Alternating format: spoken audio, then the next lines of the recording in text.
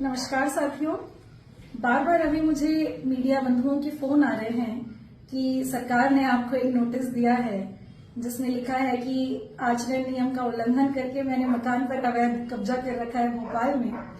तो चूंकि मेरे पास बहुत सारे पत्रकार बंधुओं के फोन आ रहे हैं और अब कल मेरे मकान का उद्घाटन है, मैं व्यस्त हूँ, तो मैं बता देना चाहती हूँ कि जैसा मैंने आपको बताया ही था कि इस्तीफा देने के बाद जो मध्य प्रदेश शासन है वो तरह तरह के षड्यंत्र और साजिश रच करके मेरे खिलाफ जो है वो कार्य करेगी। और आप देख ही सकते हैं कि किस तरीके से मेरे इस्तीफे के बाद लगातार नोटिस पे नोटिस दे रहे हैं, जबकि ऐसी कोई बात ही नहीं है और मुझे इस्तीफा के पहले आज तक कोई नोटिस भी नहीं मिला।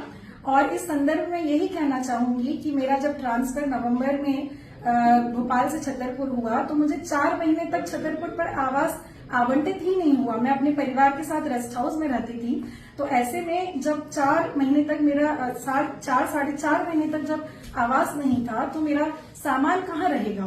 तो मेरा सामान जहाँ मेरी उसके पहले की पदस्थापना थी उसी घर में रहेगा, तो मेरा सामान इसलिए भोपाल में रखा था। अब जब मुझे छतरपुर में मेरा मकान अलॉट हुआ तो हम अपना सामान लेकर के जा रहे हैं, लेकिन अब तो मैंने इस्तीफा ही दे दिया है, तो अब तो इस मकान का कोई प्रश्न ही नहीं है। और मैं बताना चाहूंगी, शासन की नीतियों को देखिए और शासन का रवैया देखिए कि भोपाल के शासकीय आवासों में कई लोग बिना आवंटन के जो हैं वो सरकार के नुमाइंदे और बहुत सारे लोग जो हैं बिना अलॉटमेंट के वहां रह रहे हैं, उन पर कोई प्रश्न चिन्ह नहीं उठाता और अवैध रूप से वो रह रहे हैं, उनको संरक्षण मिल रहा है। तो आप शासन की नीतियों को देख सकते हैं कि किस तरीके से मुझे जो है वो जानबूझ करके परेशान किया जा रहा है।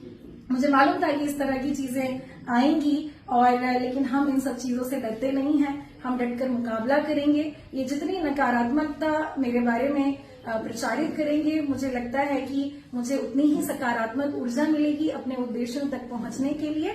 इसीलिए मैं सभी मीडिया बंधुओं को और सभी को बताना चाहती हूं कि जब मुझे इस नौकरी से ही मोहब्बत नहीं है तो मुझे उस आवाज से क्या होगा।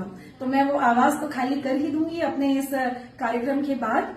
तो ये सरासर जो है ये सरकार का जो है ये तानाशाही रवैया है और तानाशाही पूर्ण ये पत्र है, और इस तरह के पत्र और आगे आते भी रहेंगे, ये षड्यंत्र रचते रहेंगे, लेकिन हम घबराने वाले नहीं हैं। जय हिंद।